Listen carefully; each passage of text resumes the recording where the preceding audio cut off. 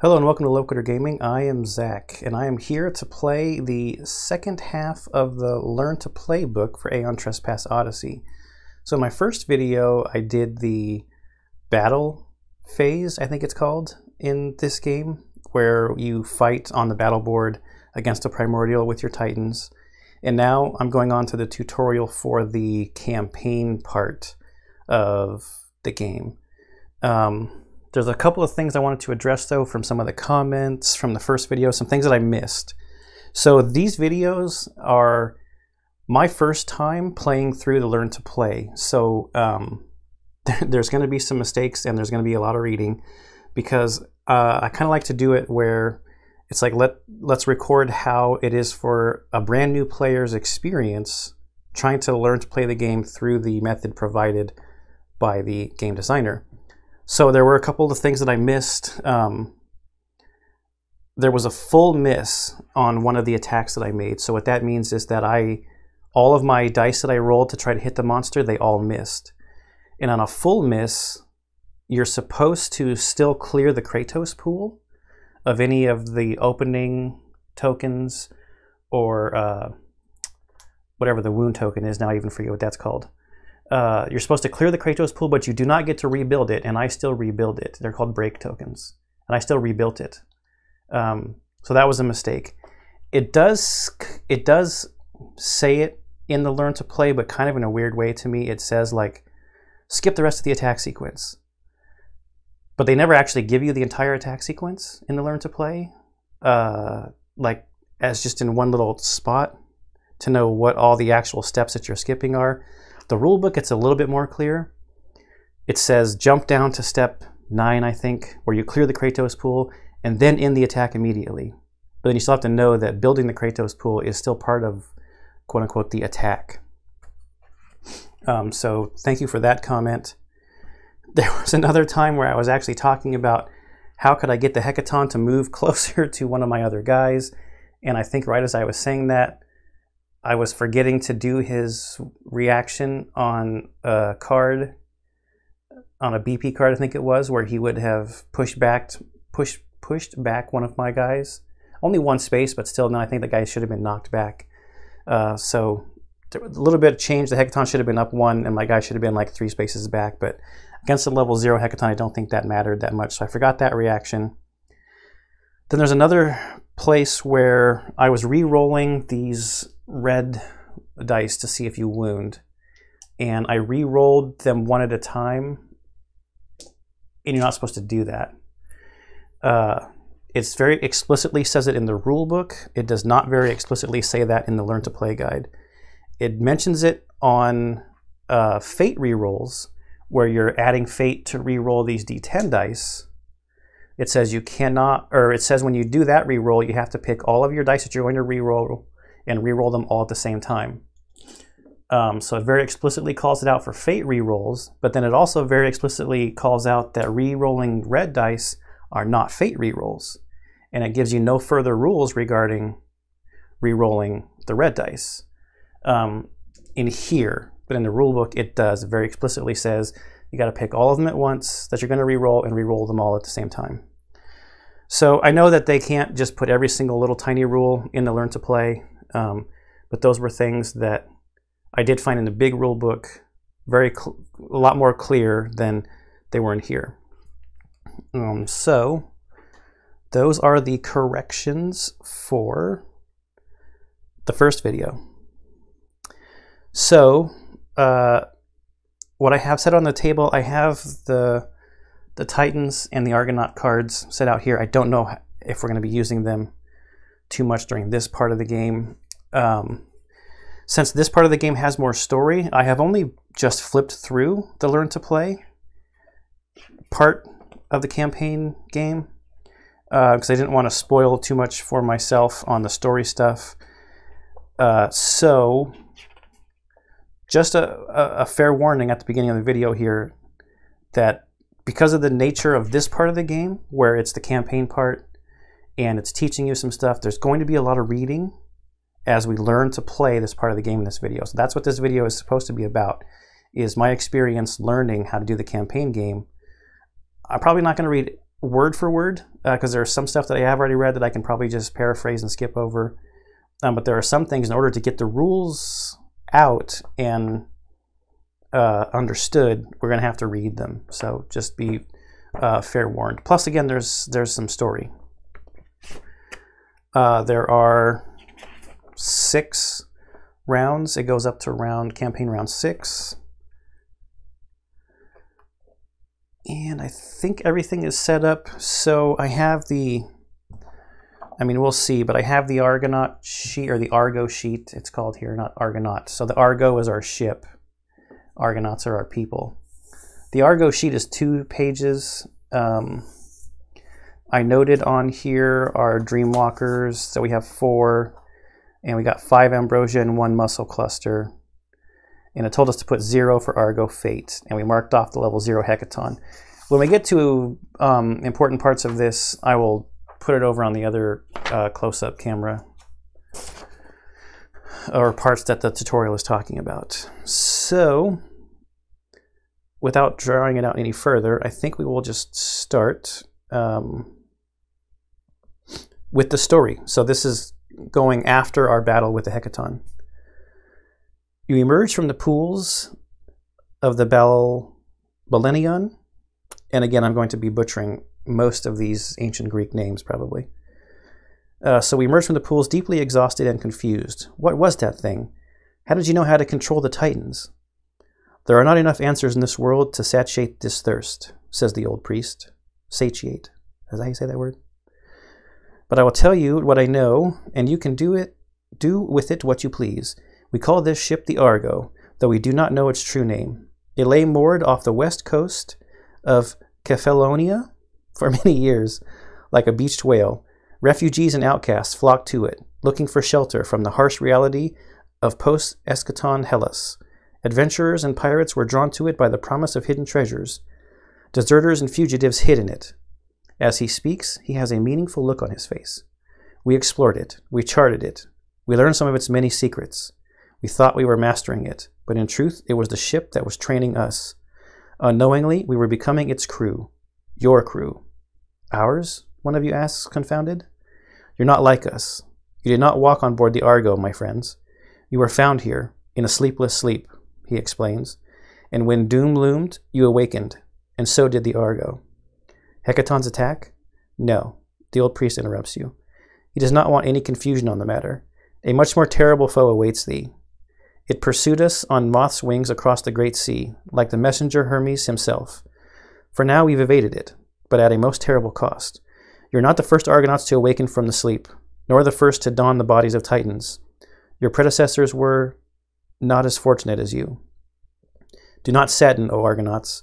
Their sacrifice made today's victory possible. We understand the Balenion a lot better now. We understand the Triskelion that allows you to junction with the Titans. In time, we will master it. You call us Argonauts, yet we remember nothing, you say with great trepidation. I know that. I know nothing, said a great mortal once. Make that your creed, and you will not be disappointed, chuckles the wizened man. Maybe the ship will reveal the truth to us, if we live long enough. There are more pressing matters at hand. He gestures to the colossal, poorly lit chamber you've just entered. You've been so engrossed in the conversation you didn't even notice you've arrived at your destination. Another man is there, dark of skin, with a bushy beard and a hard steel look in his eyes. The chief smith of the Aeolipile engine room. Aeolipile engine room. Alcibiades. Why couldn't they just have upgraded this? Like, this guy could be named Steve, and it would be just the same kind of story. Anyway, the ship's been steering itself this whole time, he says. We think it's looking for sustenance. Triremes need wind or the toil of mortal muscles. This ship longs for a different fuel, a black fluid, that same that coursed through the veins of that monstrosity you've slain. Ambrosia. If our understanding of these apparatus is correct, we're running on empty. The Hecaton gave us a few days of voyage, a week tops, but that's that. There's supposed to be an island to the east, interjects the old priest. A ravenous sea empire made toothless by a youth and a ball of yarn. Even toothless wolves bite, says one of you absent-mindedly. Is that It's that or Poseidon's watery grave. Take your pick. That's hardly a choice, is it? Okay, so after all of that, we learned that our Argonauts were found on the Argo, and that the blood inside of the Hecaton, maybe all of the primordials, we'll see, is a fuel that fuels the Argo. And it's called ambrosia. And there's an island to the east where we might be able to get some ambrosia. Okay.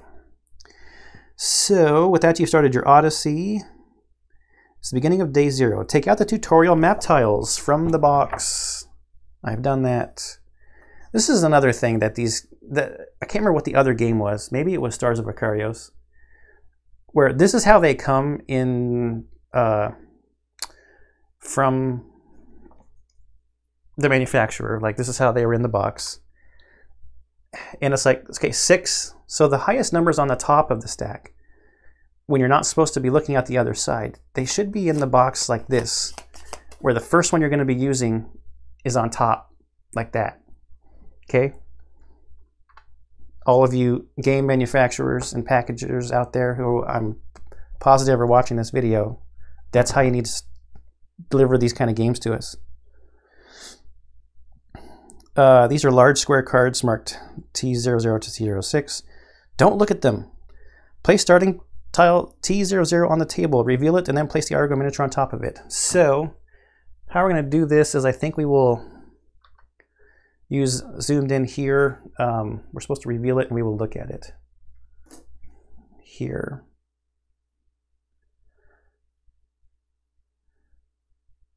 Not a lot going on here on this T00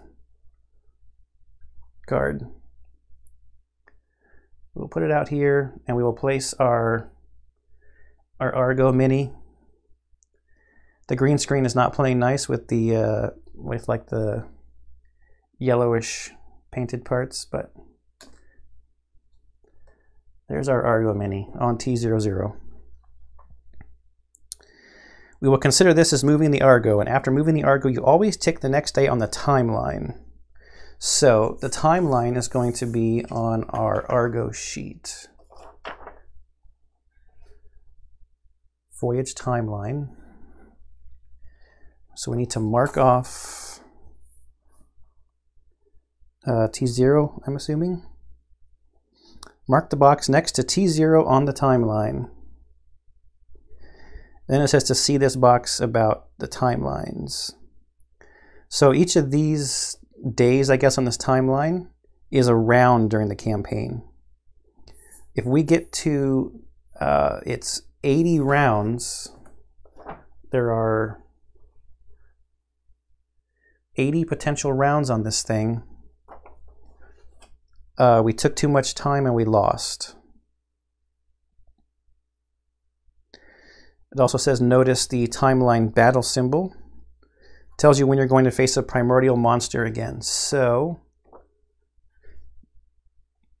that's this like crossed swords thing.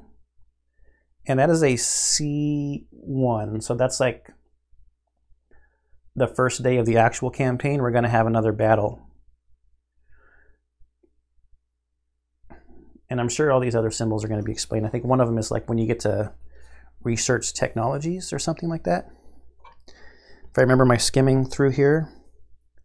I did actually read, when the game first came in, which is about 2 weeks ago now at this point, I did read the campaign part of the rulebook because it's a lot shorter than the battle phase part of the rulebook. And this rulebook is no joke. It's 80 pages. I mean, that's some of it's, you know, like indexes and sequences and Argo sheets maybe, or some of it's other stuff like that, but still, at 80 pages is a lot. Okay, so you already have your Argo sheet out. Now it's time to populate it. Oh yeah, so the Argo is going to be sheltering survivors. We get to mark that we have 5 crew. Where is our crew? Knowledge, strangers, minions. Oh, here we go. Crew. So I guess I'll put an X on the crew. Oops, that was hull. Oh, it has a little box around maybe the starting values, 5 and 4. and 4 hull. So I'm assuming maybe these are the starting values, the black around the 5 and the 4, crew and the hull. We got 4 Dreamwalkers you could see there also. You also have 0 Argo Fate. Yeah, we know that from the other thing. Now add the Fearful Recollection event onto the timeline 3 days from now. Oh, so in this timeline box of the tutorial here, after the battle symbol part, it says whenever you're instructed to add something to the timeline, count that many days from the current day and write it in the provided space. So 3 days from now, we're supposed to write in here Fearful Recollection. So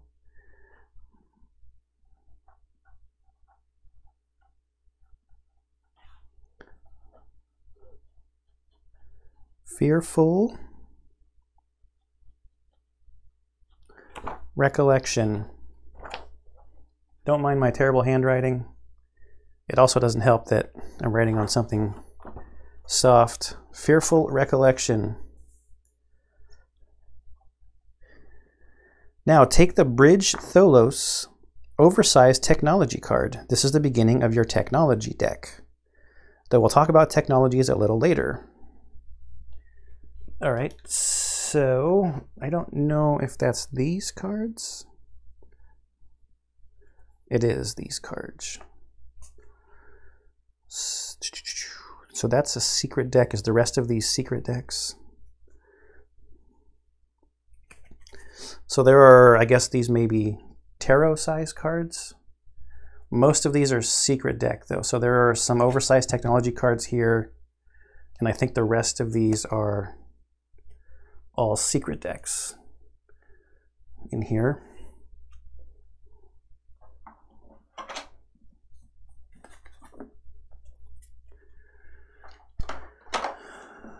Okay, so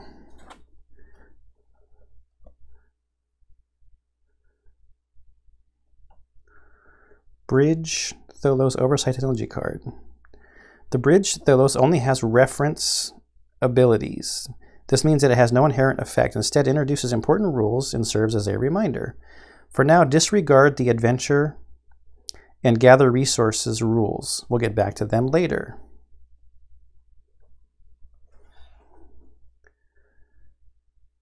All right, so from here, the Argonauts shape their fate and steer the mighty Argo towards its unknown destination. Sail and explore. At the start of each day, you move to an adjacent tile using one of the available waterways. If needed, place the tile, then move the Argo, and proceed to the timeline step. Okay. So like it said, this is just a reminder of sailing and exploring. So we marked hull and crew. There's a hull and crew note here. Hull and crew are hit point resources. So they behave like resources. You can gain them and lose them and trade them, but they are essentially the life force. If either of these falls to 0, consult the storybook paragraph noted next to the appropriate track. So I don't know if you can see that. It's 045 and I can't read that one. Oh, it's 415 and 562.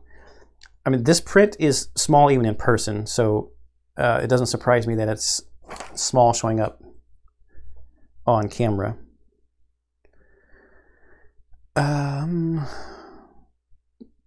So we just got our first technology, the Bridge Tholos. It is a core technology, meaning you get it at the start of the game and it doesn't have any prerequisites. Okay, whenever you gain or research a new technology, flip it from its project side to its technology side and add it to your technology deck. So was there a project side? No, this one just says core. So notes on here, there were no requirements and it leads to nothing, because there's nothing written there. That's on the opposite side. Okay, so we have a technology deck now. That's it for day 0. Go to tutorial campaign round 1 when you're ready to start exploring Crete. It's time to finally move the Argo. Usually a map tile will allow you to move to several different directions, but for now the Argo is stranded in the Great Sea. So we saw this arrow on there. This is basically telling us there's only one way to move off of this tile. And it has a T01. It's telling us that card T01 is directly to the east of this. So we're supposed to grab it and put it on the board. And we can look at it here. Yep, so T00 is off that way. There's a little symbol here called the adventure symbol. The book says your new tile has an adventure symbol, indicating you'll be going on an adventure. And then we can go off of this tile the other way to 02. And there's some art on here with like some big shells, it looks like, and some wrecked boats. So you place the tile and move the Argo miniature there. And then we have to remember to mark the box next to T1. We are now on tutorial campaign round 1. Then go on adventure from one of the available adventure hubs. So whenever you have this symbol, you discover an adventure hub. Normally you would roll a D10 and compare the result to the hub found at the beginning of your current storybook. So when I was flipping through this earlier, I did actually grab the storybook to check it out, because for our tutorial, our Argo sheet here has these adventure tracks on it. As our tutorial only has 3, and there are other adventure hubs written there, and we were going to mark those off. Okay, sorry about that. Had to throw in a quick cut. The doorbell rang. So the adventure tracks. So normally it says you would roll on a D10, and I have the first cycle book here, D10 chart. So you can see it at the front of the book here. We don't need to like look at it close up, but this is the adventure hub, and this you'll roll and it'll tell you what adventure you're going on when you get to that adventure hub. So when you figure that out, you mark off a box on your Argo sheet here on which track you're on, and then you determine which little part of the adventure you're doing. So for the tutorial, there's this tutorial part here, and we're marking off the first box, which has the alpha symbol in it. So that tells us we're going to do the alpha part of that adventure track. And in the storybook here, in the tutorial Learn to Play book, it's giving us the stuff, but I think normally we would be looking in the cycle books, and this is telling us that when we look at the alpha symbol here, and that alpha story is the Sea of Shipwrecks. So I think that's everything basically from this part before we read the Sea of Shipwrecks adventure. There's one thing here that says with bolded letters, remember, all adventures are obligatory. Whenever you enter an unexplored tile with an adventure symbol, you need to go on an adventure. So we have to do it. If you see that symbol, that adventure symbol, which looks like a little, it kind of looks like it looks like the Argo from the front, like going through some waves, kinda. I don't know if you can see that, but not really. I mean, again, this is small stuff that we're dealing with here. So we're going to go on this adventure. Sea of Shipwrecks. You wake up to the sound of alarm bells. Cold chills run down your spines. Has the monster returned? Are you to do battle again? When you get to the deck, the old priest is already there, pointing ahead. Before the Argo lies a sea of shipwrecks. Mighty triremes broken into two or smashed into tiny unrecognizable pieces, drifting. It's impossible to discern to whom the armada belonged to. The Argo can plow through this watery graveyard, go around it, or stop to look for survivors and supplies. You're in command now, muses the old priest, but if it was me, I'd prepare the launches to look for anything useful. You get into the boats with your newfound crew and set off for the wrecks. It is as if something massive tore these ships asunder.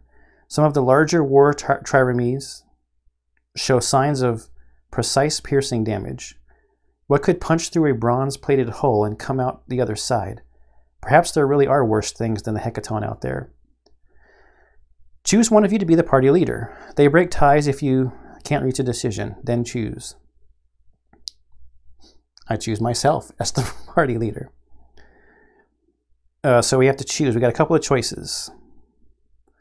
This place is a maze of shipwrecks. Foul things may lurk about. You decide it's better to lead the Argo in closer, as it should scare off any predators. This turns out great for the crew, not so much for the ship's hull. So we lose one hull. Note that on the Argo sheet. We would lose one hull if we did that. Our second choice is these wrecks could still pose a threat to the Argo. It pains you to even think, but the crew is replaceable. The ship is not. Consequently, many sailors fall prey to the mollusks, sirens, and sharks. We would lose a crew. So our choice here is basically to either lose a hull or to lose a crew. We have 4 hull and 5 crew.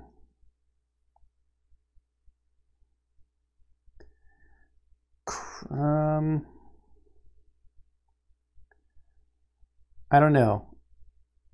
I don't think as my first act, as being in charge of the ship, I want to put the crew in danger. So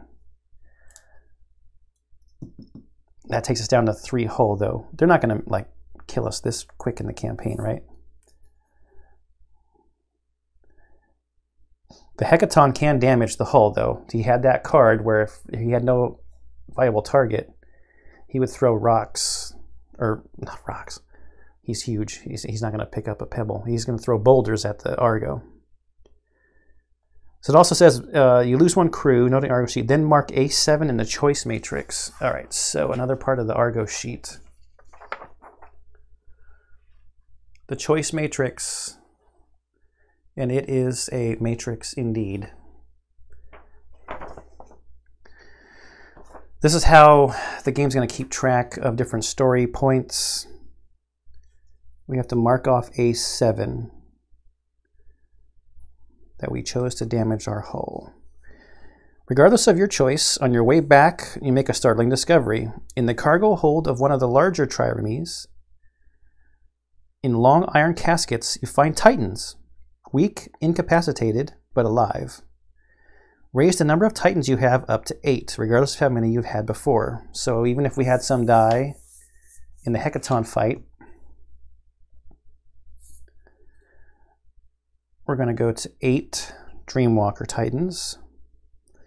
You also gather enough raw materials to gain 1 Sail Spalos, 1 Siren Panoply armor, and 1 Boat Mace gear cards. Finally, gain the Titan Stoa and Incursion Propylon Oversized Technology cards. Then return to the voyage phase. All right, so we just got a bunch of stuff. Oh, now I gotta grab these decks of cards.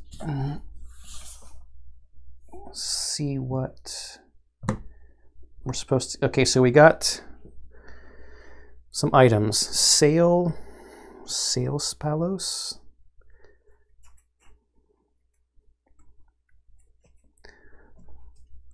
We got one of those. We got a Siren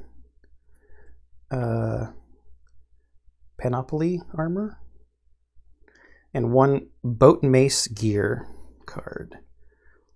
Boat Mace.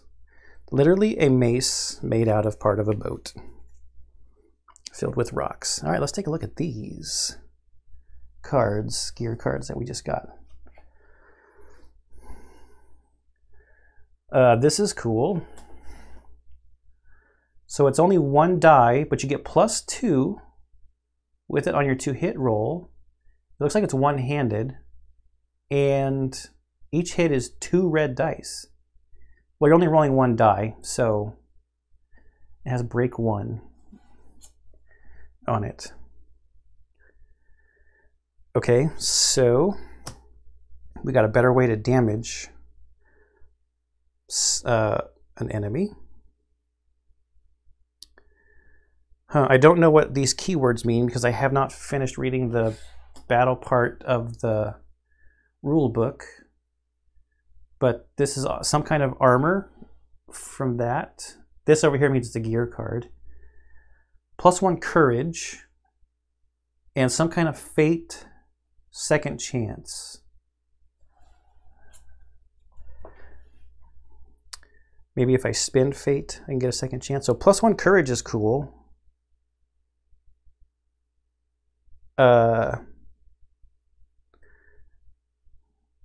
I will give that to, I'll give that to somebody if we need to make a courage check. I probably have to assign it now, but here's our other piece of armor we just got.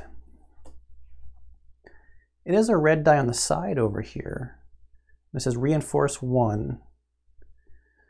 Oh, they have keywords at the bottom also. So this one is a shell. Our boat mace was wood, club, and flammable. And our sail spolas is cloth and flammable, in case something becomes important with keywords. All right, what else did we get? The Titan Stoa and Excursion Propylon.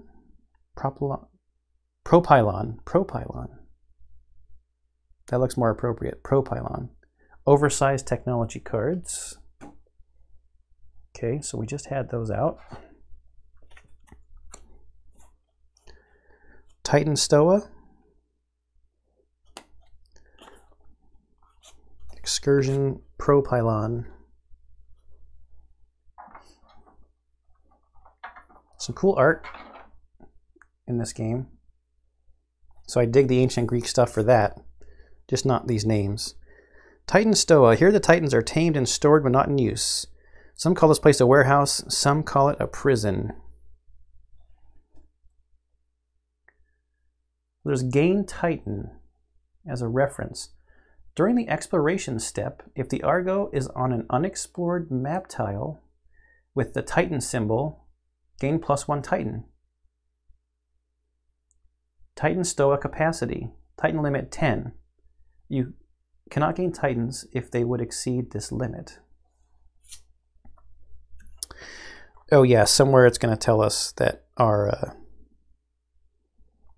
I remember briefly seeing that we're going to raise our Titan capacity based on that card.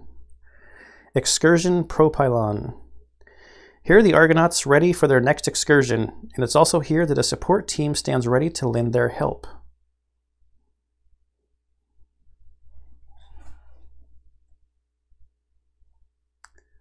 Argo Support 1. Permanent. Argo ability, limit 2. During battle setup, choose up to 2 Argo abilities to prepare. You may use these cards in this battle. Okay. So we got some technology things over here.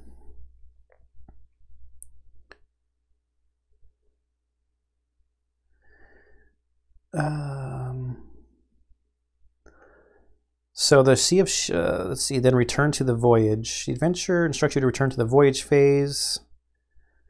Return to your current campaign round step. If an adventure ends without directing you to another passage, you can also return to the voyage phase.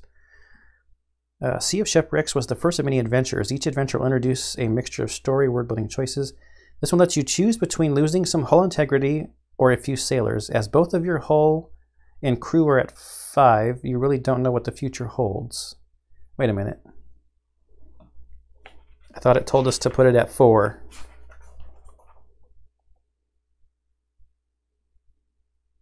Where was that part? Mark you have 5 crew. Mark that you have 4 hull. Okay. So that's a discrepancy in the book. I'm going to look that up afterwards if there's an FAQ or something. So just note that if you haven't played this yet, that there's an issue there with one saying that you're going to have 5 and the other one saying to start with 4.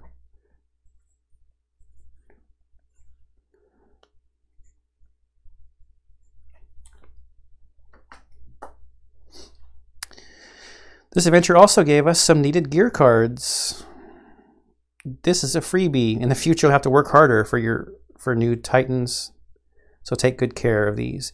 You finished your first adventure, gaining some gear and technologies. Titan Stoa tells you how many Titans you can have on board and informs you how to replenish Titan supply by exploring the map. Yes. Write down your current Titans in the Titan limit box. Okay, so in our Titans area, Titan limit, so we're going to put 8 out of 10 is what it shows in the book. 8 out of 10.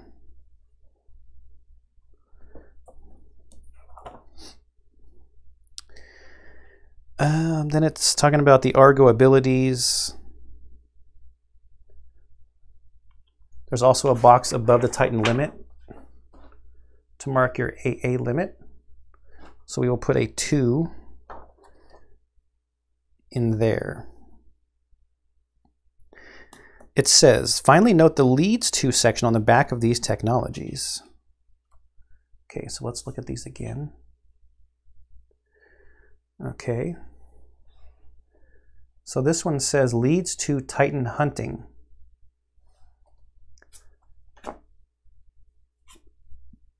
And this one says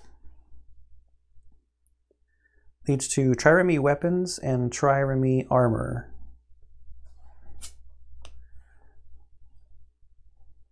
I'm pretty sure those are a kind of ship. I just don't know how to say the word exactly. I should probably look that up.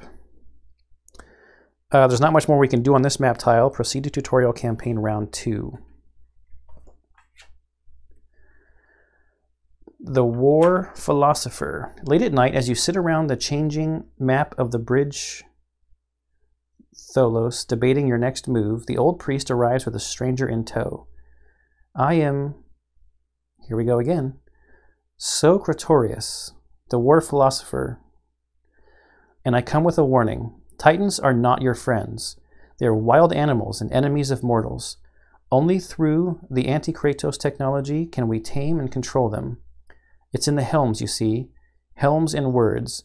We need to suppress their inner rage and destructive tendencies. They're Kratos, so to speak. But there were only 4 helmets, and each time you do battle, you risk damaging one beyond repair. We need to make more. I need only your permission to start work immediately. How did you come upon this knowledge? Socratorius looks visibly uncomfortable, as if even questioning it lessens his achievement. I've studied the foe's scripture of the only remaining book on the Argo. The knowledge was incomplete, but there was enough. Do I have your permission? You have it. As you watch the tall man leave the Tholos, you wonder, where did the Titans come from in the first place? Your past, this ship, the fate that befell the world. So many things remain hidden from you. This state of ignorance cannot continue. Gather a group of the wisest thinkers and scholars of the Argo. Find a place for them. Bring them this, last tome. Let them study it and report on their findings. The old priest smiles. Just what I had in mind. Time to continue your journey. Move the Argo eastwards to a new tile, then remember to mark the day. Okay, so at east, it can only be to T02. And this has the Adventure Hub symbol on it again.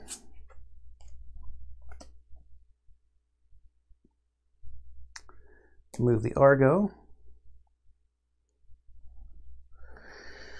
Another map tile. Oh, we have to mark, can't forget to mark the T2.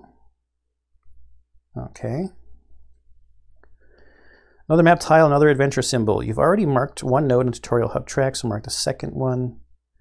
This node does not have a symbol inside, so normally you would now roll on a hubs table and randomly determine which adventure you're going on to. You can learn more about adventures and hubs from the rulebook. For now, simply proceed to Adventure 2 Vast Spaces. So what it's talking about here is we're on the tutorial here, so we've marked off alpha already. So now we're going to the middle one, which has no symbol. We'll mark that off. I'm just a little curious. Where in here?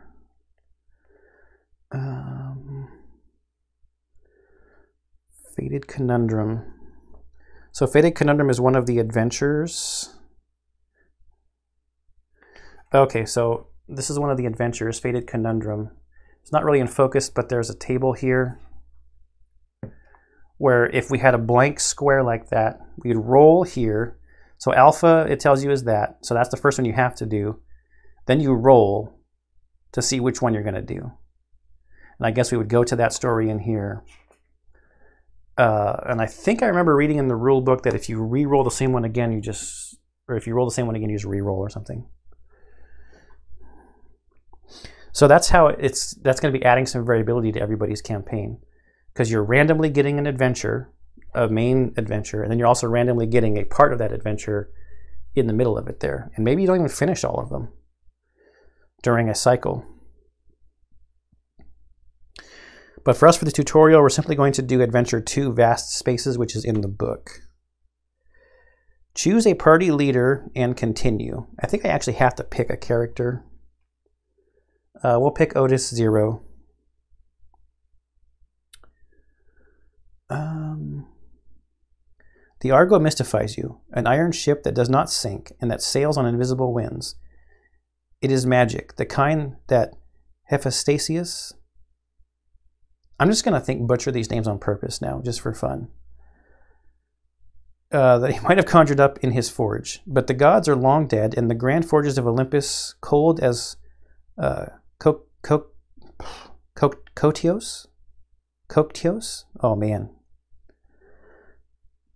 When you go back below deck, you find vast spaces that could house a fleet of trireme or even a city. Some of the sailors, along with Alcibiades' smiths, set up a makeshift ship-breaking yard. They took some of those shipwrecks you encountered yesterday and began salvaging materials for weapons, giant weapons for the Titans. As you inspect the salvage, you learn that unfortunately you've also taken in stowaways.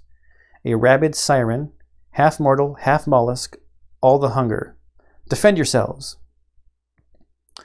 So now we've got two choices. First, it says to look at test skills and Triskelion gains. So during an adventure, you might have to perform a test. To perform a test, take 1d10 and roll it against a target number, the number that's in parentheses. If you roll equal or higher to that target number, you succeed. You can reroll using fate. Most tests refer to an Argonaut skill, and we might have a bonus in that skill depending upon who the Argonaut is. Then we might have to gain some stuff on our Triskelion. So this is how we might end up with some different numbers, like going into a battle, because all of our Triskelions were reset to all zeros after the battle. So our choices here, it's only the 4 of you, so you need to engage the siren as 1. That way, even though you risk more of you getting hurt, you will spread the punishment among you. Each Argonaut tests Fury or Endurance at 7+. If you fail, gain 1 danger. It's only the 4 of you, so one of you needs to step up and hold the creature off, while the rest scramble for reinforcements. They may be hurt bad, but the damage will be contained. The party leader gains +2. So our choices are either all of us work together, and then we get to everybody gets to do a test, or we just have one person, and if we fail the test, each individual person gets to roll, and if each individual person fails, they get a danger. So we have the potential for everybody getting 1 danger, or we have our party leader, Otis 0, just getting 2 danger. Well, let's have some fun and roll some dice. It's Fury or Endurance. Telebacchus here has +1 Endurance. He started with Endurance 1. It's very small. These cards are really small. The printing is very small. So he's going to get a +1 on his roll. All right, so I have Philoctera is the Titan, I guess. Cersegard over here needs a 7+. Got a 2. And so the question here is, let's just take a fate. We'll do a fate and re-roll. Oh, we got a 10, so she's fine. Herodotus, that's the Titan. Penelope is our next person. Her skill is will, so that's not going to help. It's not fury or endurance. She needs a 7+. She got a 9, she's good. Telebacus here gets a +1. That's also a 9. And Otis 0 has a 5. He will take a fate and end up with a 4. So he's going in with a fate and a danger.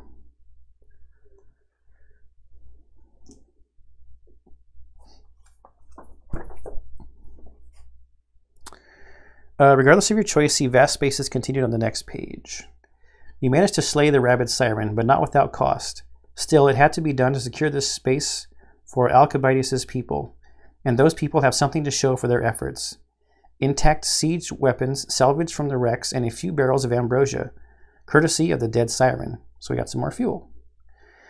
Now you just need a way of reshaping those materials into equipment that will give you a fighting chance against primordials. You need knowledge. As you turn back to look for the scholars of the Argo, the old priest mentioned one of you lingers.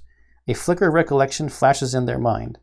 This horrid encounter has stirred something in them, something from their veiled past. All right, so it tells us to gain 2 armament resources. So on our Argo sheet down here, there's a bunch of different types of resources in the cargo hold. Again, it's very, very small print, as you can tell by looking at my finger compared to the letters. This one says armament. What did it say? So 2 armament resources, 2 trireme resources, 6 raw ambrosia resources, so that's going to take us to 11. 1 muscle cluster, so that's going to take us to 2. And 1 infused mechanism. Infused mechanism. Okay.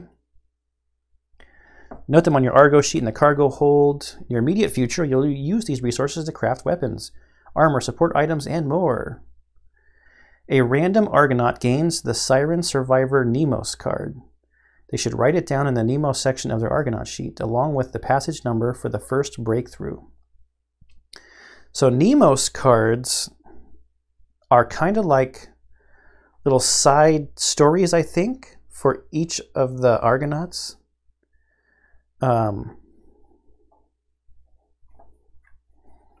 So Nemos cards, nodes and random Argonauts. Nemos cards represent the subdued, forgotten, or repressed memories of Argonauts' past lives. They each have a bit of backstory and some skill bonuses and 3 unique abilities. Some abilities may influence the battle, others may influence voyage or adventure phases. Only first level abilities are available from the start, while the rest are locked behind Nemos breakthroughs. And these are achieved by collecting Nemos nodes. Nodes are experience points tied to a particular Nemos card. The more nodes you have, the more abilities you unlock. Nemos breakthroughs, on the other hand, are special adventures that slowly reveal the Argonauts' hidden past. These are resolved by reading passages from the Nemos section of the appropriate storybook. The paragraph numbers of these passages are always noted on the card itself, but you may also note them in a designated space in your Argonaut sheet. Don't read these passages yet. You'll need to collect a certain number of Nemos nodes first. You always need 3 nodes to reach the first breakthrough, another 4 to reach the second, another 3 to resolve your story. How do you earn nodes, you ask? You'll soon find out. As for the random Argonaut, just roll a d10 and the one with the lowest score is considered random. I'm going to do the random just a little bit different. I have them, we can zoom out. I have them here from left to right. I'll do 1, 2, 3, 4, 5, 6, 7, 8. Reroll 9s and 10s. It's just still random. So we got a 2. So it's going to be Cersegard will get the card. And the Nemo's card is, what was it called?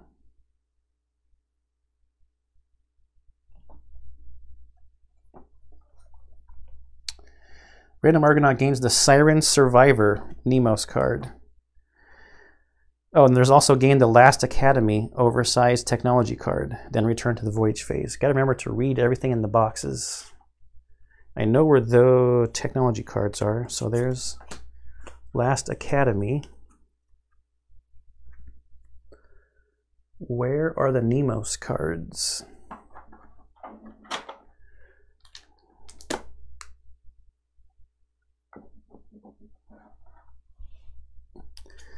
Technology, Fated Nemos, nope. There are a lot of cards in this game. Oh, look, I just grabbed a whole stack of stuff and right on top, Siren Survivor.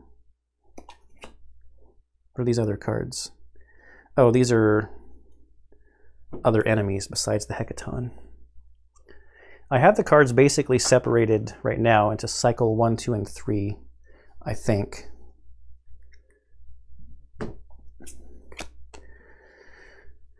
So let's take a look at Siren Survivor. And I think this up here tells me it's from cycle 1. So level 1 says discard a condition token or something instead to discard a condition card. And then it's got this down here, which I think is telling us we need 4 to get to the first little breakthrough. Not, is it a breakthrough? Yes.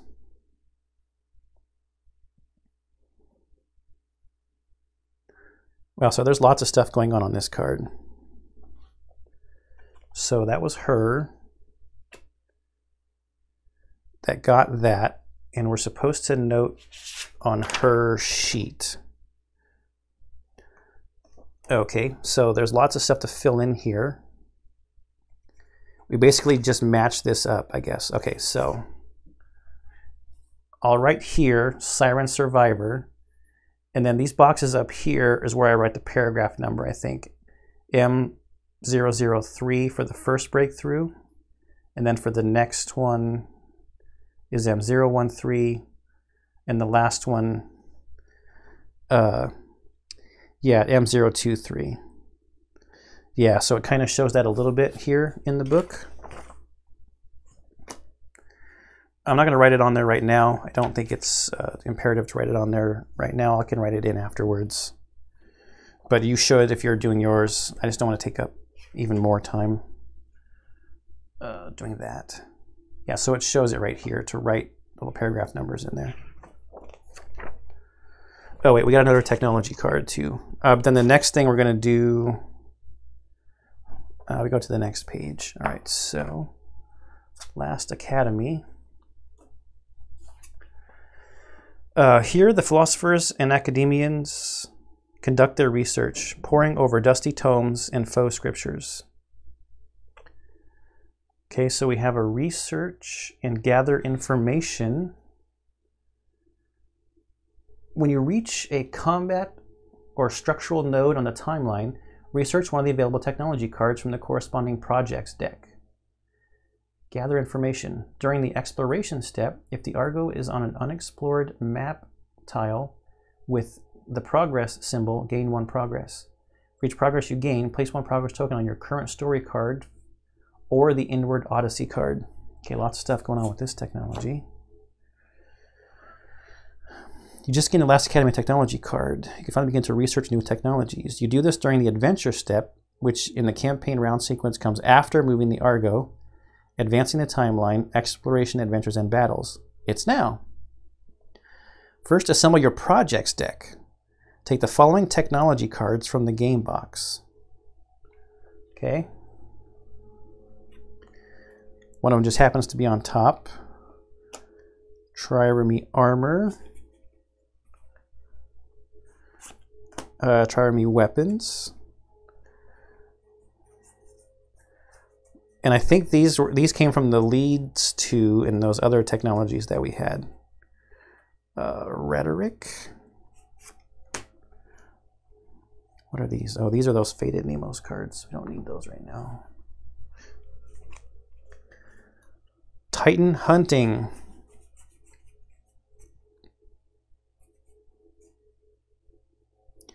And Anti-Indoctrination Philosophy.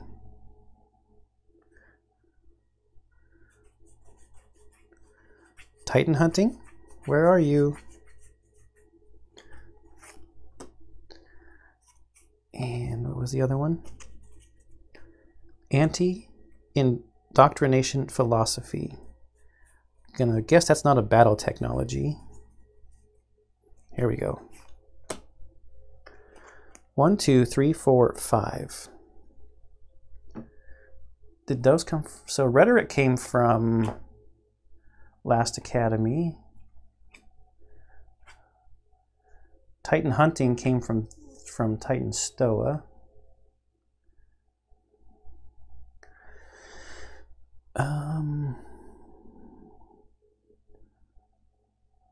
Then look to the timeline today and you can research your first battle technology. Okay, so there was a little symbol on, we're still on day 2. That little symbol is a battle technology. And that one is the structural technology, I'm guessing. Structural technology symbol. Kind of looks like a lantern. But it's like a roof with like a gear or something under it.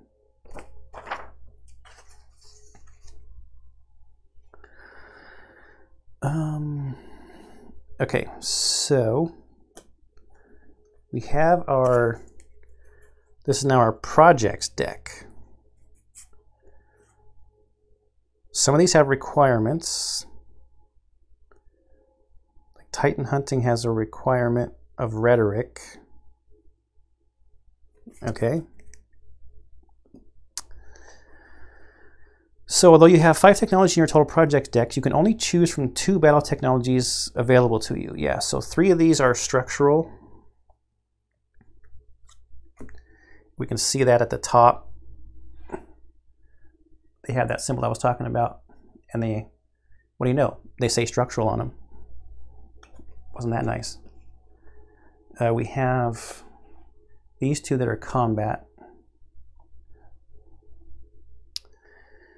Whichever you choose, they both lead to the same technology. So we'll add that to our projects deck. And then it's going to say, note that we have to build both of these before we can actually build the new one that we're going to unlock. So we'll see that in just a second. We have to pick one of these here. They fall into 2 categories, structural and battle. I think we can skip this box here.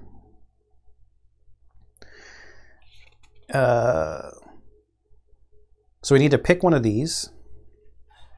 Let's see what they say. This armor. Oh, you know what? I think we have to look at the other side. Yeah, so the other side tells us what we can do. So we can create armor, basically. I mean, I'm sure half of you, if not 110% of you, have already guessed that with that card we could build armor. And I'm going to go out on a limb here and say with the next card we can build weapons. Boat and maces, copies, siren blades, and siren teeth. So we already have 1 siren teeth card. We have 1 boat mace card. 3 monuments, calcified knuckle bones. We don't have that stuff. we do have trireme, raw ambrosia. We've got plenty of raw ambrosia. 4 monument, 1 fleshy mantle. We don't have any monuments. Siren teeth, 5 trireme. We don't have that much in muscle cluster.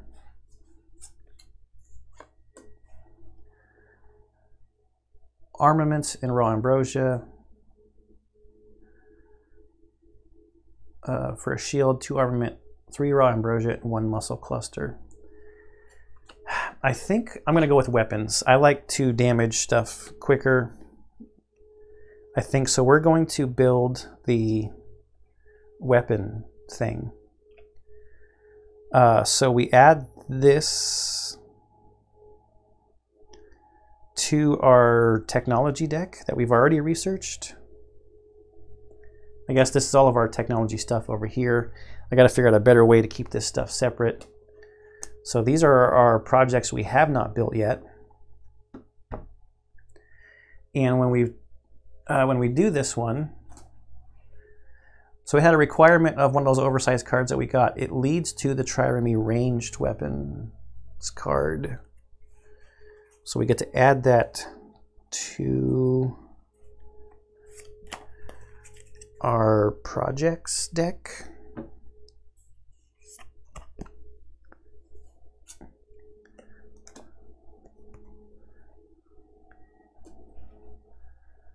And it does require both of those other cards to be built before we can actually research it. And it's going to lead to Arrow Barrage and Siren Armor.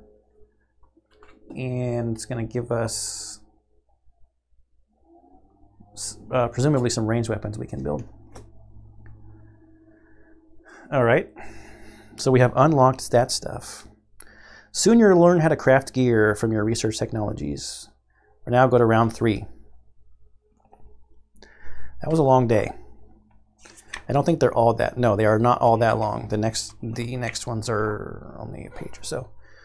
Contrary to what the War Philosopher said, there were many books and scrolls on the Argo, a veritable library to rival that of Athens.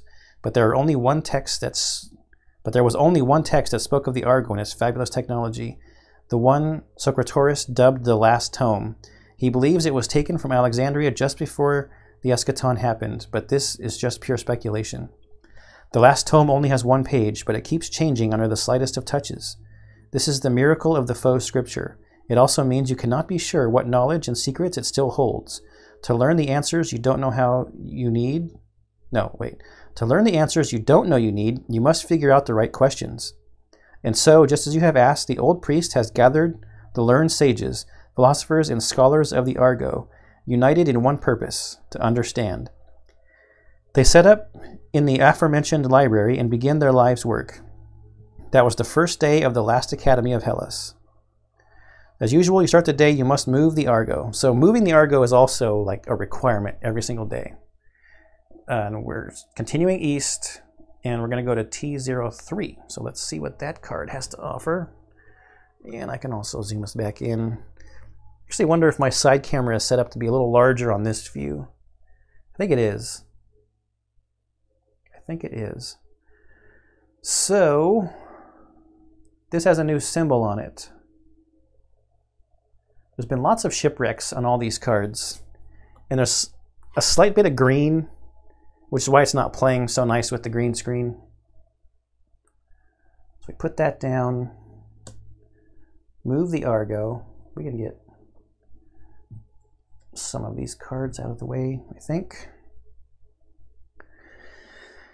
This map tile has a new symbol to interact with, the Titan symbol. It means that a Titan has been spotted in the wild and can be hunted to replenish your Titan stock. That's great news. Take a look at the Titan Stoa technology card. Yes, gain Titan. During the exploration step, if the Argo is on an unexplored tile with the Titan symbol, gain +1 Titan. We read that and looked at it earlier. You do this during the exploration step, which is right now after movement and timeline steps, which I forgot to mark on the timeline step. So our timeline step here,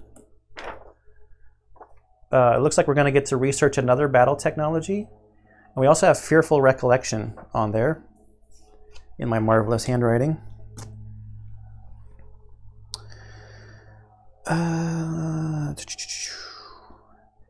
There's also a battle technology symbol on timeline, which means that you get to research new battle technology again, as well as a story event called Fearful Recollection. You're instructed to put it there day 0, and it's finally time to resolve it. The advancement step comes before the story step. Okay, finally we're getting a sequence of events off to the side here. So, your timeline can quickly get crowded. Battles. Generally, you must face a primordial every 6 days, as denoted by the battle symbol. Okay, so that's interesting to know. We generally are going to have 6 days in between. Timeline battles are resolved in the encounter step. You already know how to research battle and structural technologies. This is resolved in the advancement step. Story events. Every event that is not a battle or an advancement is a story event. It happens in the story step. So, let me see if I can show this. This is a simplified campaign round sequence for now. I don't think I can show it there. We've got movement, which is when we move the Argo onto a new tile. Timeline is when we advance the timeline, so we mark off the next thing. Exploration is when we trigger map tile icons like the Titan symbol it says. Expedition. If on a tile with an adventure symbol, resolve an adventure. Then encounter. If there are any timeline battles or battle events on the timeline, resolve them. Then advancement. If there is one of the technology symbols on the timeline, develop new technologies and resolve other advancement events and craft gear cards. Then story. So if there's any story events on the timeline, resolve them. I just realized I was a little zoomed out. You're not going to be able to read this anyways, but just so you know that here finally in round 3, we're getting some instructions on a campaign round sequence and timeline events. So, what are we supposed to do? So we did the timeline, we marked that off. And I guess we're going to get +1 Titan. It doesn't really note to actually do it. It just says, it tells us to go look at our Titan Stoa technology card, do it during the exploration step, which is right now. So we did movement, timeline, then exploration. So these are some of the kind of things where it probably should have, I mean, it is a tutorial. So it probably just should have said like, yeah, go look at the card and note that it says to add a Titan. So go ahead and add a Titan. So now we have 9 Dreamwalker Titans out of our capacity of 10. So then expedition, there is no adventure symbol on this tile.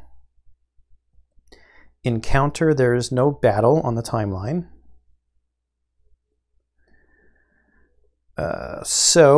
Next is the advancement step. So we're going to research the only remaining battle technology available because we do not have all the requirements for the ranged weapons. So we're going to get the armor one anyway. So now we have the weapons and armor as researched stuff. We already have what it leads to. Over here we have the ranged weapon card. Then proceed to Fearful Recollection on the next page. So we did our advancement step. We're going to go to the story step from the timeline. Story, Fearful Recollection. You cannot sleep at night. Something is worming its way inside your mind. At first you think it's the memory of the recent battle, but no, it's deeper, older, a recollection of your previous life. You expect to see loved ones or even hated enemies. Instead, it's only drab, wet walls, damp dirt, and a tiny skylight. Who are you? The least likely Argonaut gains the Imprisonment Nemos card. The Imprisonment Nemos card is particularly helpful against the Hecaton. What a lucky coincidence.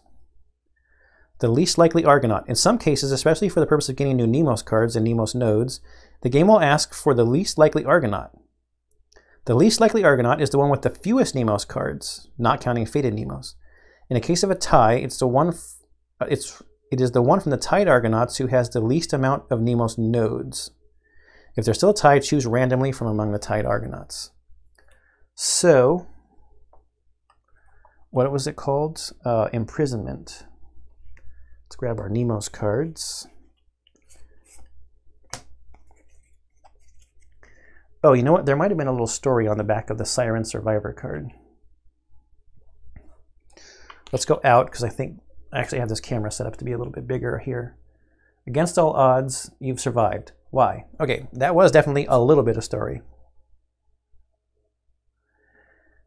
And I'm not sure if you gain these bonuses at the bottom. I'm going to have to go back and check that. Where'd the other one go? Oh, imprisonment. Who can tell how long it's been? Dark and damp and cramped and lonely. The cell gave you no quarters, just a tiny crack in the wall. This writing is so small.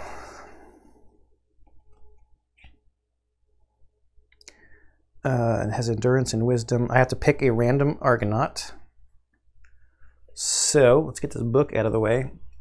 And it has to be least likely. So it can't be Cersegard. So we've got 3 Argonauts here. We'll go 1 through 3, 4, 5, 6, 7, 8, 9, and re-roll 10s. Of course, we get a 10. 6. Whoops. So, Telebacus, you were a prisoner at some point, somewhere.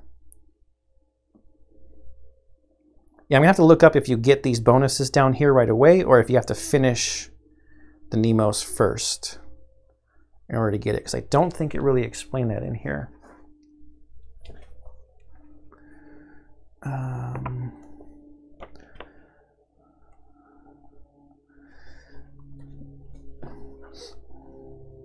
It says it's good against the Hecaton. You can reduce knockbacks by up to 2.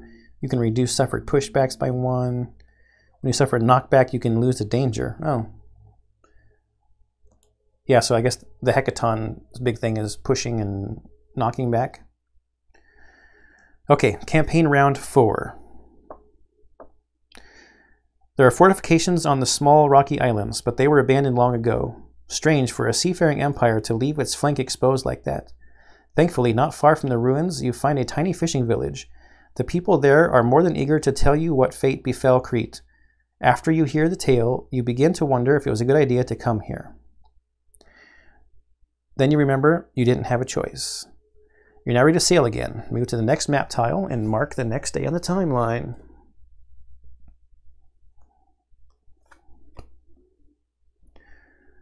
Okay, so we've got new stuff going on this tile.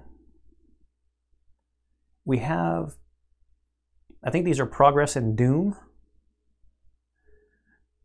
That's the city symbol, I think. Now we've got 2 ways to go, 5 and 6.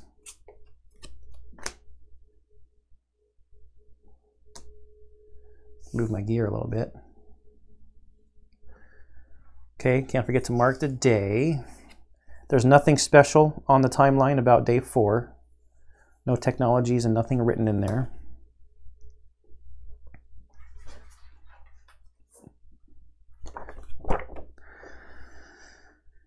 Take the shape of things to come cycle 1 doom card and place it below the map. 1A side up. Read it aloud. All right. That's got to be one of these gigantic cards.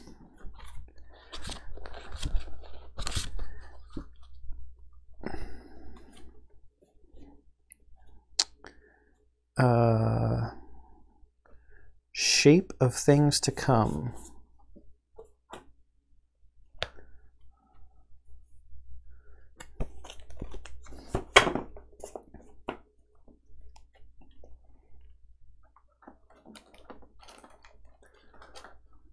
I don't know yet what a good storage solution for this game is going to be. Like things that are locked still, things that are unlocked. We'll see. So 1A, and this text is extremely small. All is not well on Crete. In the absence of Minos, dissent grows. The understaffed horned guard struggles to keep the peace after years of oppressive rule. In dawn's gray mists, primordial silhouettes are seen cresting the mountain ranges. Too far to be a threat, too close to completely expel them from the mind.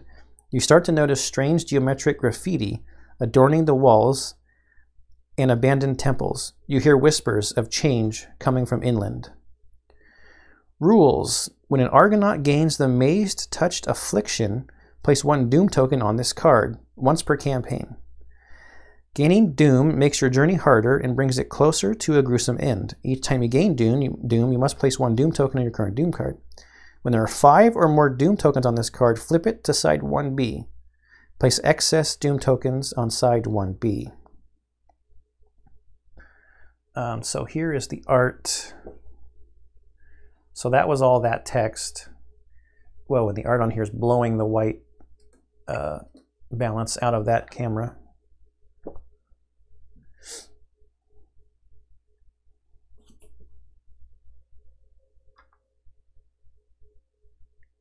So this is our Doom card. We're supposed to put it underneath the map. We're going to follow the rules for now. Let's put our projects deck somewhere else. For now, our map is only one straight line, so we're good there. All right. That's quite ominous, don't you think? Then look at the symbols on the map tile. There was a Doom symbol and a Progress symbol and a City symbol. Okay, we talked about that already. Exploration comes first. So we did our movement, our timeline, then it's exploration. Resolve the Doom symbol by placing a Doom token.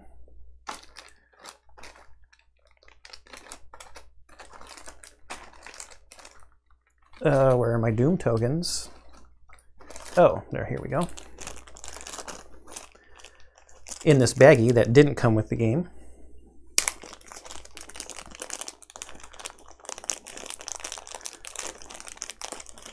Doom token placed. You resolve a Doom symbol each time you enter a map tile showing it, even if this map tile has already been explored. So backtracking is going to get you more Doom. Then it's time for the Progress symbol. So we're going across the tile here. So first it was Doom. It's upside down. First it was Doom, then it's Progress. Usually you place Progress tokens on a story card, which is the mirror opposite of a Doom card. Story cards chart your main goals for the cycle. They inform you of the progress you've made. However, you've yet to receive your first story card. Doom cards and Doom symbols, I think we know that already. Each time you enter a map tile, place a Doom on there. There's a little box here that talks about explored and unexplored tiles. If a tile you were on was unexplored, at the end of a round, it becomes explored. Most map tile symbols are resolved only once. However, some symbols are always active. This includes the Doom and the City symbols. Resolving the same Doom symbol multiple times could be disastrous to your voyage. Yep. You can find a list of common map tiles in the rule book. And there might be cycle-specific stuff. All right. I think what they're trying to drive home there is remember that every single time you enter that map tile, you get Doom, but not Progress. All right, so back to the thing. We do not have a story card right now. So instead, take out the Inward Odyssey Truth of the Labyrinth card from the game box and place it near the map. You won't get to use it either, but whenever you gain progress, you may always place it on an Inward Odyssey card. Do it now.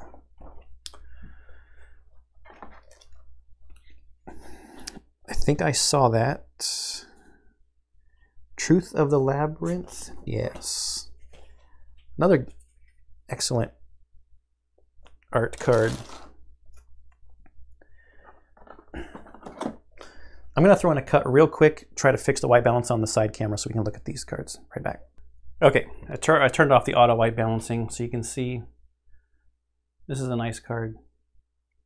Like the Argo from the front, kinda. Inward Odyssey, Truth of the Labyrinth. Text is still too small in the story part anyway. And there's going to be some rules here. This is the 1A side of the card. You know precious little about the grand vessel you call home. Who built it? For what purpose? How did you come on to be on board? There are vast spaces below deck, more than should be possible, even taking into account the massive size of the ship. Each day brings a new discovery, a new secret to be unraveled. Your inward odyssey has just begun. Rules. When there are 2 progress tokens on this card, discard them and gain +1. I don't know what that symbol is. I had thought I had seen it on the Argo sheet. It's Argo Knowledge. So gain +1 Argo Knowledge. When you reach a given knowledge level during the story step, after all other story events, resolve the corresponding Inward Odyssey adventure. And then it lists the name of the adventures. Okay, so it's going to unlock some stuff for us, basically. Let's not put it there. But we do get a progress on it.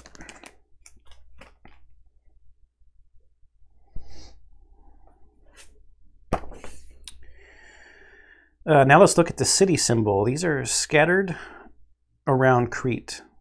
Cities are potential locations for great or terrible things to happen, and for you to use your negotiation technology abilities. However, they don't do anything on their own. Other cards and effects may interact with them, place tokens on them, and so on. You don't have any technologies to use here at the moment, so this city is dormant and it won't have any effect. There's nothing left to do on this tile map, so simply proceed to tutorial campaign round 5. Oh, okay, so if I would have just been patient, it would have told me about Argo Knowledge down here.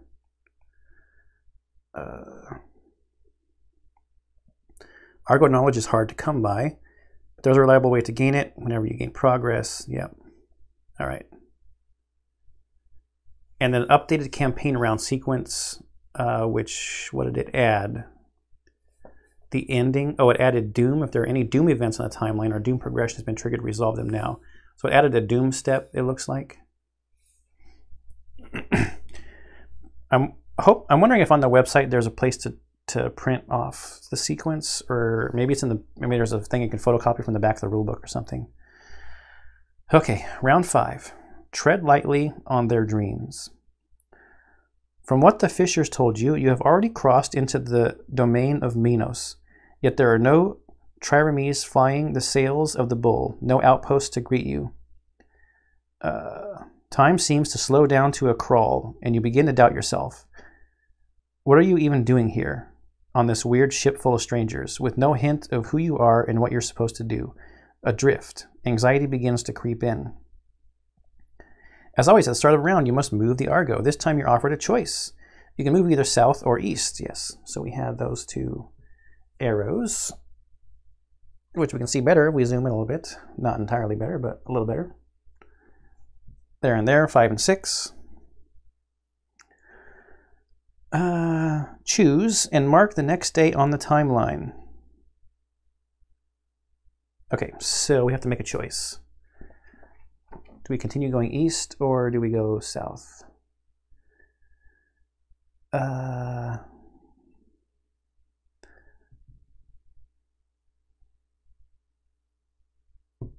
Let's go south for fun.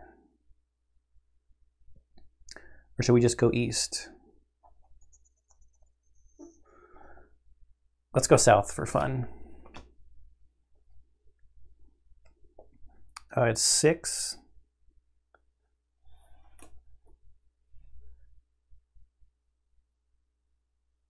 So there's an adventure thing there.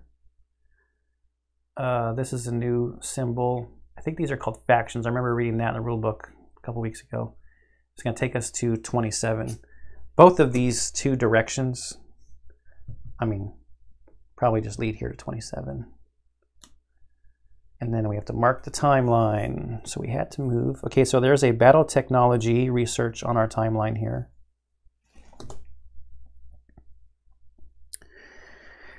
After you move from a map tile with the city symbol, you must mark it with the last visited city token. So do it now.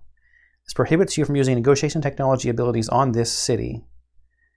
You don't have any of these now, so don't worry. It's worth keeping in mind, though, as you will only move the token once you visit another city.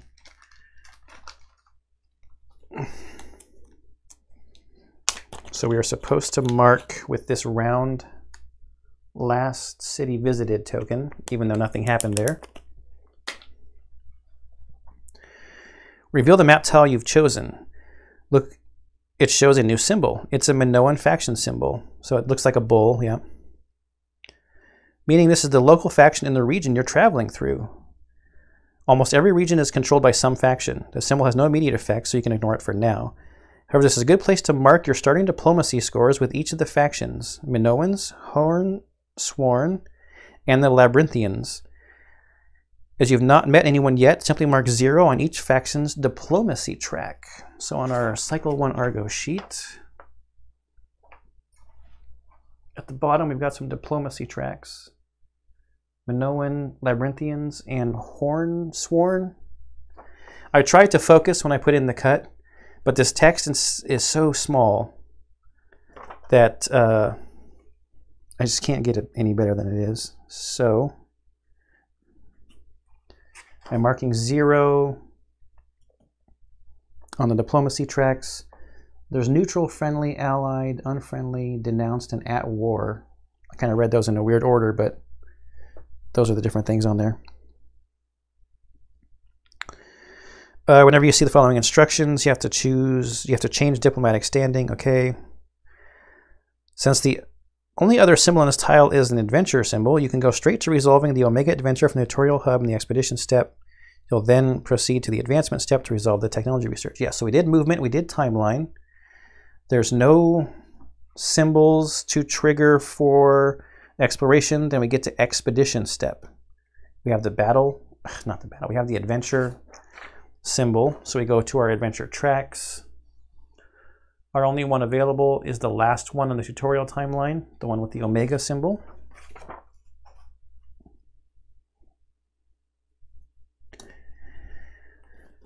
And we have the Omega story here, a merchant ship.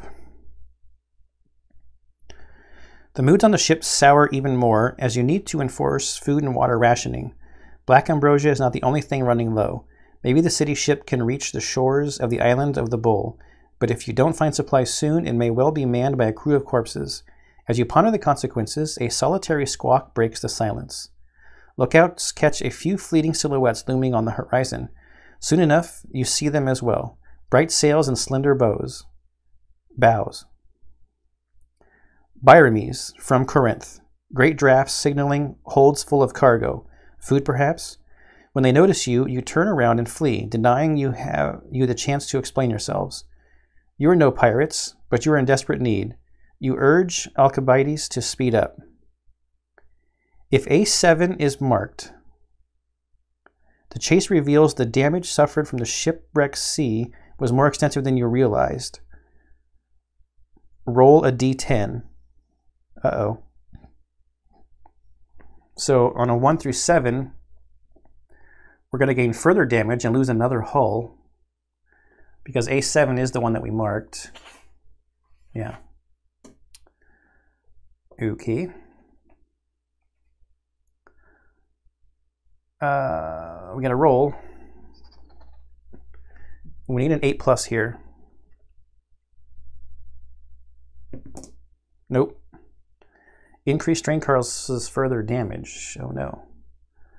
So we're going down to 2, possibly 3 hull if we were supposed to start at 5. Because that was a little confusing earlier.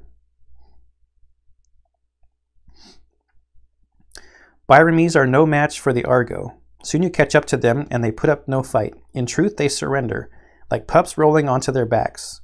With opulent outfits and statures to match the grandeur of their wealth, these merchants are sailing to Knossos to pay tribute to the almighty Minos. Though you make them a more than fair offer, they pointedly refuse. They want nothing to do with you and would sooner see you starve than share even a barrel of their supplies. Choose a party leader. C47 party leader.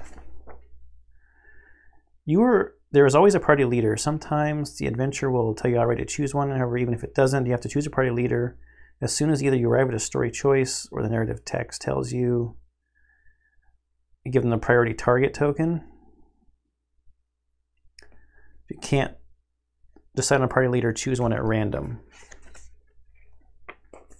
So we'll choose one at random, 1 through 8. So it's Circegard. then we can choose. We got two choices here. The first one, you made them a lucrative offer and still they refused. They're no thieves, but your crew is starving. These merchants are wealthy enough they won't miss a few barrels. When push comes to shove, they'll float to Knossos on their bellies. Confiscate their supplies. Mark A10, then see a merchant ship supplies on the next page. The next choice is, you're not pirates or thieves. Besides, you're fairly close to shore and to Knossos. You wouldn't want to make enemies here. Let them go, but ask for the maps of the coast. See a merchant ship maps on the next page. So we can either steal or not steal, basically. Let's not start out making enemies, so we will say we're not pirates or thieves. Ask for maps of the coast. We'll go to merchant ship maps on the next page. Merchant ship maps.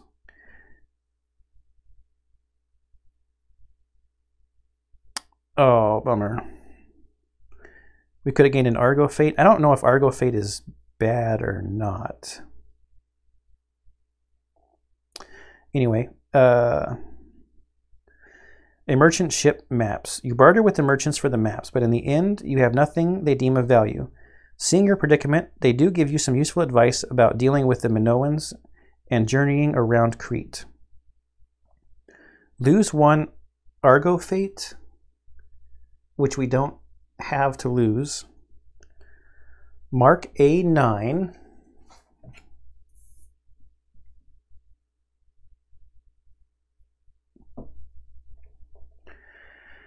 We get +1 diplomacy with the Minoans, so we're going from 0 to +1. And Hornsworn diplomacy -1.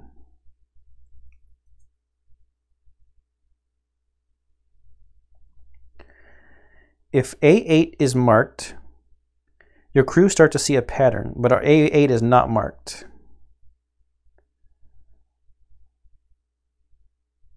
So we do not have to worry about A8.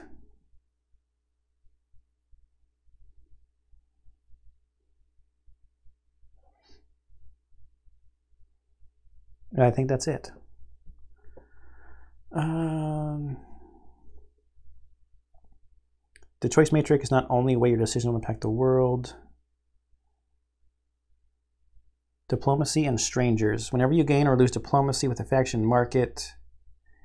Strangers represent foreign forces infiltrating the Argos, physical and ideological. These may be spies, saboteurs, or just disgruntled crew members, but the result is the same. Internal security has been compromised. Strangers have no immediate effect on their own, but may trigger other events. So we did not actually get any strangers. We could have gotten strangers if we had A8 marked, but we didn't have it marked. So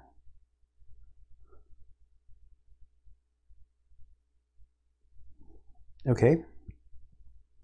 As a result of the merchant ship adventure, notice the word crime next to its title. This is an adventure trait.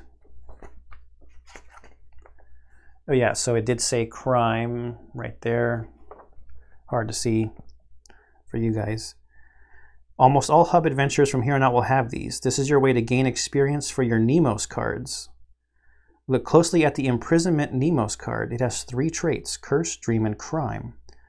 Notice that one of these crime matches the trait of a merchant ship adventure. If traits match, you gain 1 node for that Nemos. Now you're 1/3 of the way towards unlocking a new ability and having a breakthrough.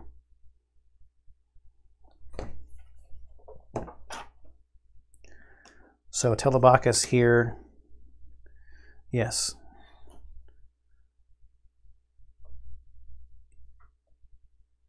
Curse, Dream, Crime. So crime matches. So imprisonment.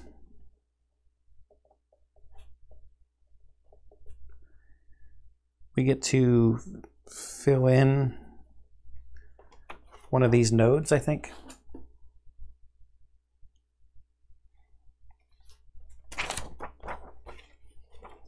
Like I said, I'm going to go back and fill in the paragraph numbers and stuff off camera. That's fine. That's fine. Now proceed to the advancement step. So yes, we did the expedition step. There's no timeline battle. Advancement. So on the timeline, there is the battle technology symbol. So we can research our ranged weapons. To add all the technologies, it says don't forget to add all the technologies listed in the leads to. Okay, so this is what we're researching. I guess we'll just go back out. We'll be looking at some cards. Arrow Barrage and Siren Armor. Siren Armor is right on top.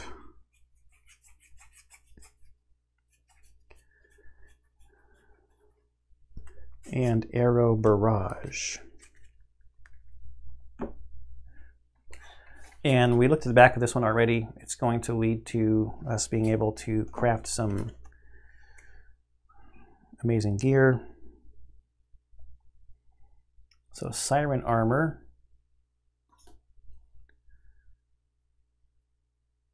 These are just going to be projects for now. We don't have these yet. Now it's going to lead to some more stuff. Different kinds of armor. Project deck is over here, and the Arrow Barrage. So this is interesting. It leads to an ability. Place 1 break token or 2 opening tokens in the Kratos pool as an ability. 3 charges. So I guess I'll have to read about how you use it. Wait, is this a... This is an Argo ability. So yeah, we get 2. We can go in with 2 Argo abilities. Okay, so that's cool. Got to figure out the timing on when to use those properly. Adventure traits and Nemos nodes. I think I remember skimming this one. You know, an Argonaut can only benefit from an adventure trait only once, even if they have 2 Nemos cards, each sharing the same trait. So you have to pick. Add a Nemos node only to the one with more. Wait. If both Nemos cards assigned the same Argonaut possess a trait matching your current adventure. I got to read this slower. Let's get a node.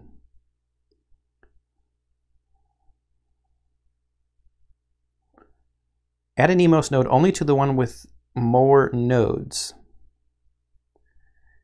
Gaining Nemos nodes is generally a positive effect that allows you to learn more about your character's past. I don't think that's clear enough.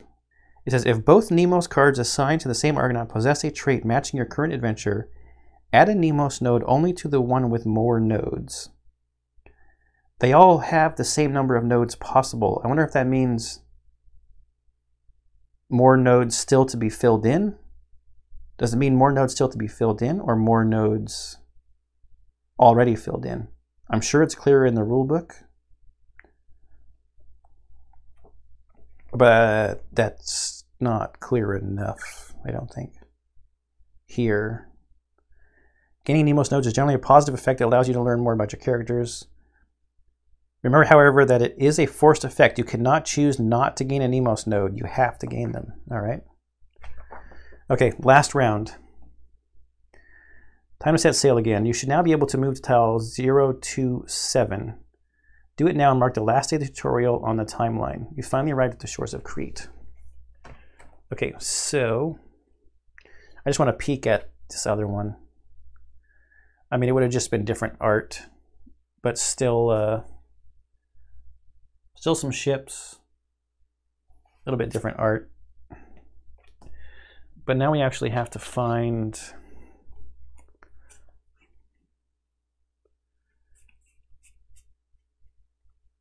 one in the Cycle 1 deck. 27.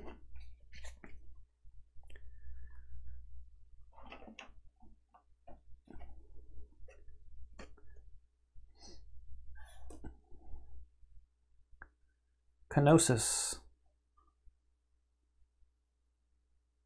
And it's going to have a doom on it.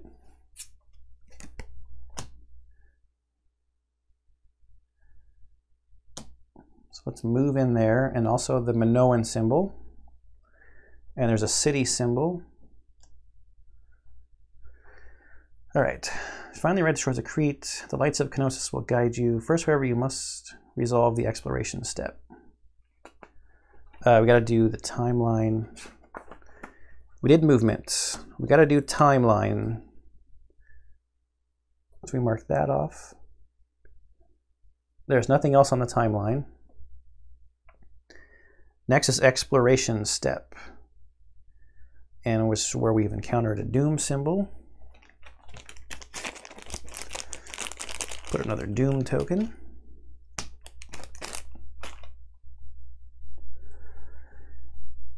Then it's time to explore your immediate surroundings using the exploration deck. The exploration deck is your main way of gaining mortal resources. It represents your dealings with the locals, as well as some other more rare encounters. Take a look at the Bridge Tholos technology card. It's been a while. During the exploration step, after resolving exploration symbols, draw and resolve 2 stacks of exploration cards. So we've been going through most of these steps. The sail and explore, start of each day move, then adventure. When you come across that symbol, you gotta do an adventure hub, gather resources. Now it's talking about the exploration cards.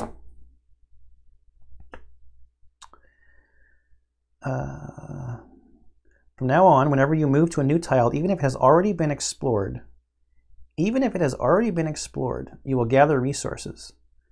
Search the Cycle 1 exploration deck, oh boy, for certain cards. I think they're in this stack. 1 through 9.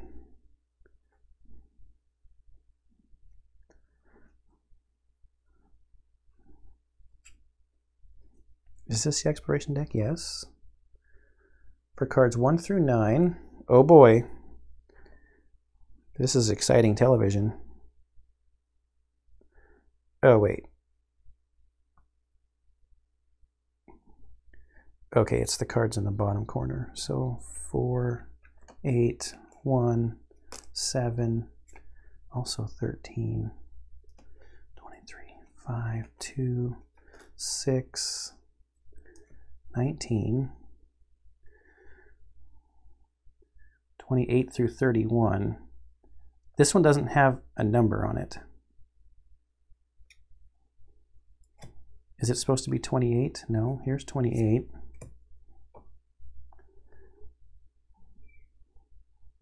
And 1 through any others. I'm just guessing that that's the number.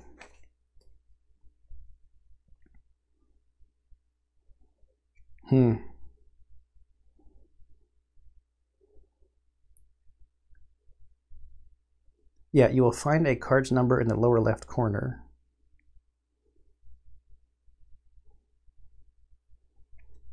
I'm just guessing now at this point.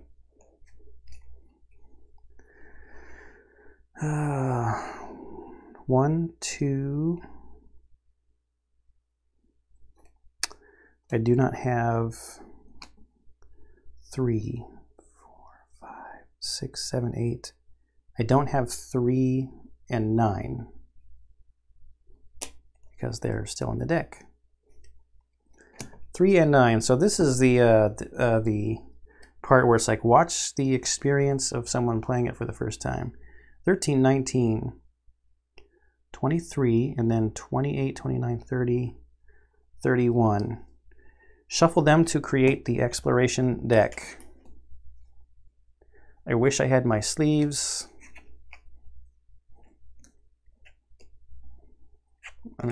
If it's not a lot of shuffling, it's usually okay. Then you draw 2 exploration stacks. Let's do a pile shuffle. So I think exploration stacks, you keep drawing until you get one with a certain symbol on it. Once you assemble your exploration deck, shuffle it and draw cards from the top, resolving them one at a time until you draw one that shows the in-stack symbol. Do not shuffle any cards back to the expiration deck yet. Start another stack and repeat the process until the second stack ends. So resolving them one at a time. Okay, so we will cut and we'll put it here and just start drawing. So perfect. We got a in stack symbol on our first card. So draw 2 expiration stacks and gain these designated resources. Some may instruct you to remove them. So what does this say? Gain 2 monument resources. All right. Thank you for that. We need that for some of the gear I think we wanted to build. And what does it say? Denounce. Chosen Argonaut gains +1 fate. We're just gathering resources at this point. It didn't really say to resolve anything else. After resolving expiration symbols, draw and resolve 2 stacks of expiration cards.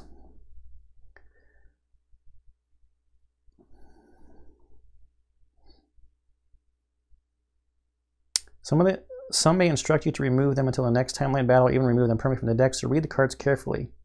If you save your game in between timeline battles, remember to store them. It doesn't really tell me. Draw 2 expiration cards and gather the designated resources.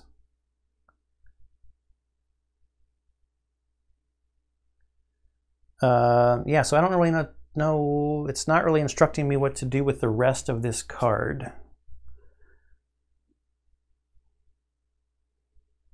It's only telling me to get resources, so I guess I'm just going to get resources. So that's stack number 1. Stack number 2 starts with this. Hornsworn Fleet. So with Hornsworn, we are now actually unfriendly. Gain +1 Argo Fate.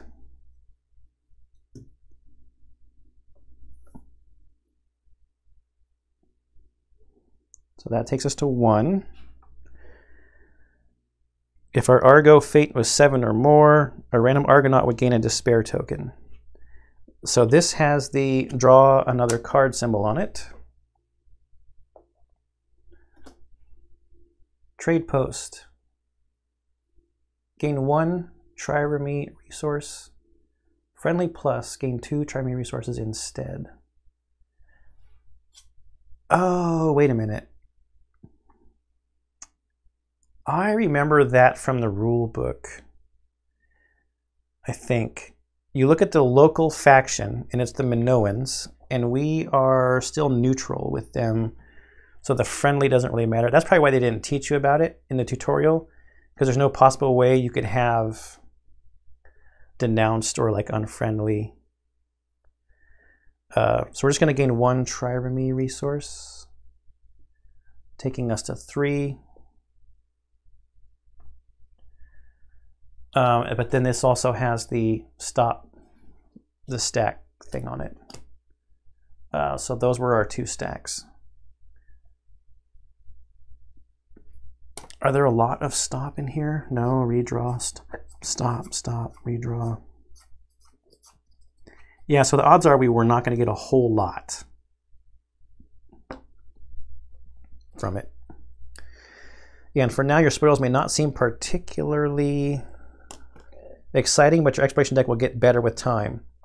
See the acclamation brackets on days 18, 36, and 54.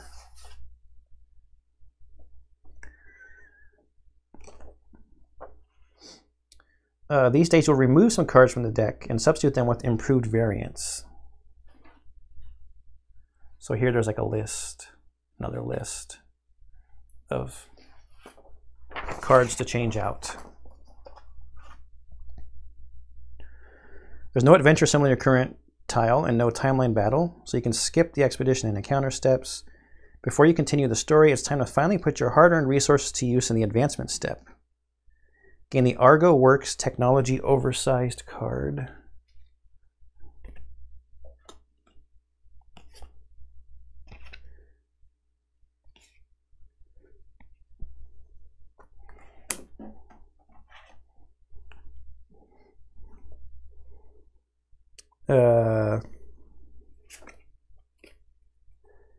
Oh, okay.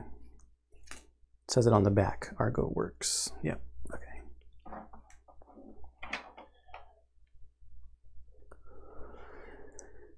You already have access to 3 production technologies. Yep, the weapons, the armor, and the ranged weapons. Each of them represents a specialized workshop set up in the Grand Agora and shows a list of available gear. So this says it leads to trading solutions. Is trading solutions in this deck? Do we get to edit?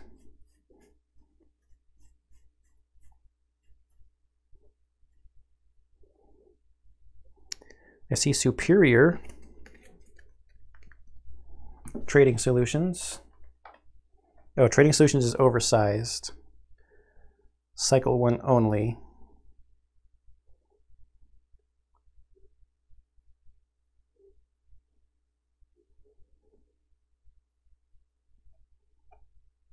I don't know if we're supposed to add that.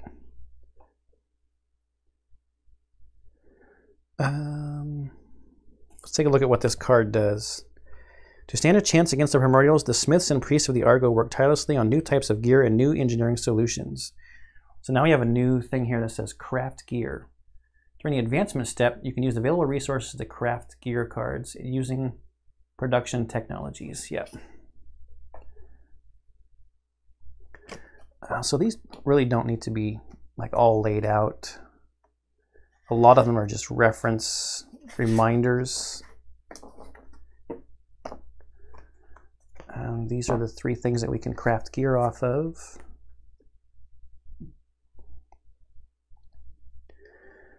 The resources provided by the shipbreaker should be enough for a shipwrecker shield and a Kratos copis. Craft them now.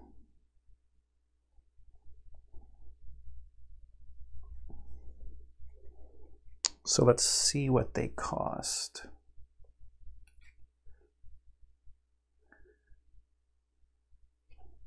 Kratos copis.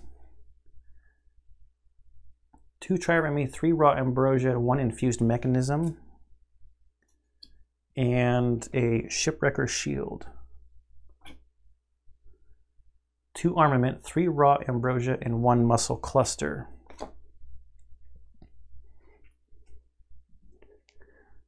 So it's definitely giving us like a set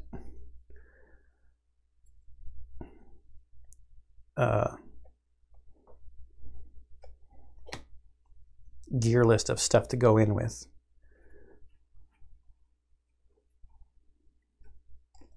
We will take a look at these gear cards and erase the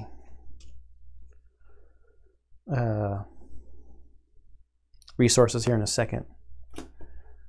Kratos Copis, 2 dice, you get a +1 and it's 1 red for a hit. Has carving 1 and sacrifice.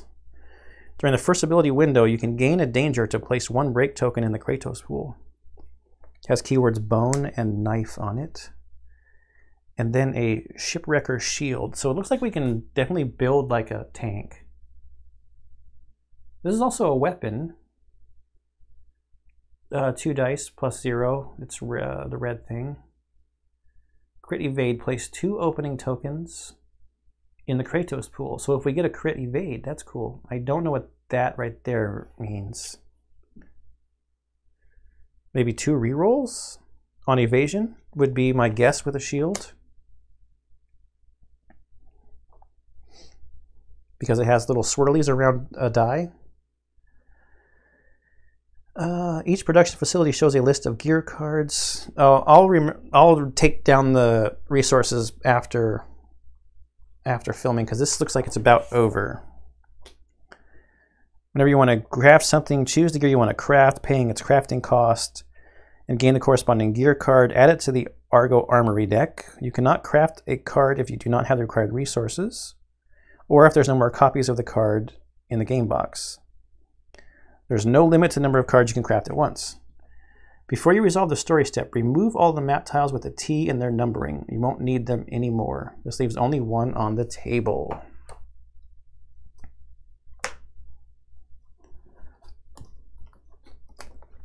Tutorial cards have served their purpose.